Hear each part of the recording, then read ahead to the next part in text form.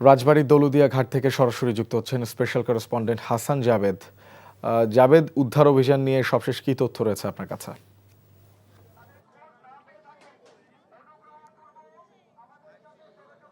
শুভন, দৌলতদিয়া এই যে ফেরিঘাটের ৩ নম্বর যে ফেরিঘাটের যে পন্টনে গতকাল সৌহার্দ্য পরিবহনের বাসটি যে দুর্ঘটনার কবলে পড়ে এবং পানিতে পড়ে যায়, সেই ঘটনায় কিন্তু ফায়ার সার্ভিস, নেভি এবং কোস্টগার্ডের পক্ষ থেকে গতকাল থেকে কিন্তু উদ্ধার তৎপরতা চলছে। আজকে সকাল থেকে এখন পর্যন্ত তিনজনের মরদেহ উদ্ধার করা হয়। এ নিয়ে মোট ২৬ জনের মরদেহ উদ্ধার করেছে ডুবুরি দলের সদস্যরা এবং এই ঘটনায় ৭ জনকে কিন্তু তারা শুরুতেই জীবিত উদ্ধার হয় এবং তারা এখন যেটা বলছেন, আমরা দেখছি যে নেভির পক্ষ থেকে মাইকিং করে বলা হচ্ছে যে এখনও যাদের স্বজন নিখোঁজ আছেন তারা দয়া করে এসে তাদের কাছে যেন তথ্যটা জানায়, কে, তার নাম কি বা স্বজন নিখোঁজ আছেন কিনা। অর্থাৎ তাদের কাছে এখন যতটুকু সর্বশেষ কথা বলেছিলাম ফায়ার সার্ভিসের সহকারী পরিচালকের সাথে বৃহত্তর ফরিদপুরের, তিনি যেটি বলেছেন বেলাল, যে দুই একটি ঘটনা শুধু নিখোঁজের এখন পর্যন্ত তাদের জানা মতে আছে, এছাড়া নিখোঁজের ঘটনা নেই এবং এই জন্য তারা এখন মাইকিং করে স্বজনরা যদি নিখোঁজ থাকে জানানোর জন্য বলছেন।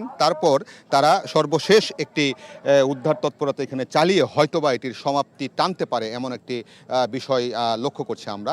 এবং যখনই আমরা দেখছি যে ফায়ার সার্ভিসের কর্মীরা বা ডুবুরি দলের সদস্যরা একটি মরদেহ উদ্ধার করছে, সাথে সাথে কিন্তু পরিবার পরিজন বা স্বজনরা কান্নায় ভেঙে পড়ছেন, আহাজারি করছেন এবং তাদের প্রত্যেকের যে স্বপ্ন ছিল পরিবার পরিজনের সাথে ঈদের আনন্দ করে আবার ঢাকায় যাচ্ছিল, কেউ ব্যবসা করতে, কেউ চাকরি করতে, যাদের যে স্বপ্ন ছিল সেই স্বপ্নগুলি কিন্তু স্বপ্নই রয়ে গেল।